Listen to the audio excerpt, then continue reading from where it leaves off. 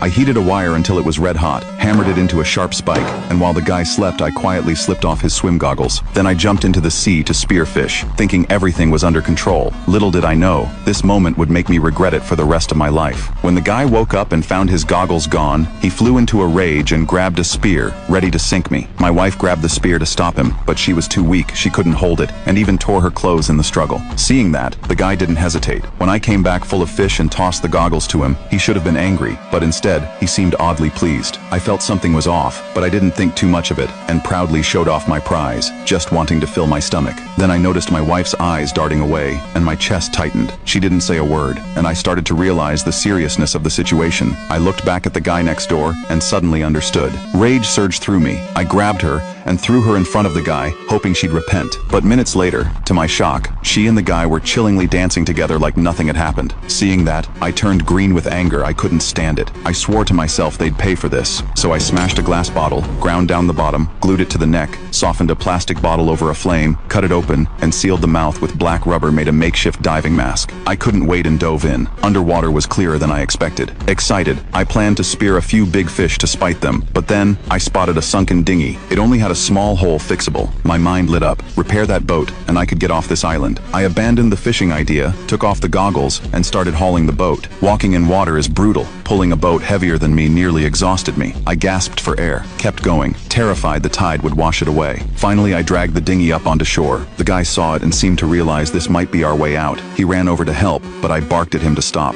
He'd humiliated me before, now he had the nerve to cozy up to me? No way. For days I worked on the boat, dreaming of leaving the island. Then my wife came to apologize, saying she did what she did to survive and begging me to take her when the boat was ready. I wasn't stupid. I didn't buy her one-sided excuse and turned away in anger. Not long after, the boat was fixed and even had a sail. Seeing the guy busy, I grabbed my spear, planning to catch a few more fish for provisions. But as soon as I hit the water, I sensed something was wrong. I surfaced and saw they had already loaded all their stuff into the dinghy. They were trying to steal my boat. Fury boiled over. I sprinted to the shore, trying to stop them, but it was too late. They'd pushed the boat into the water. I chased after them but couldn't catch up, and could only roar on the beach. Watching them sail away, my anger strangely shifted to amusement. I lay back in my chair, ready to watch the show.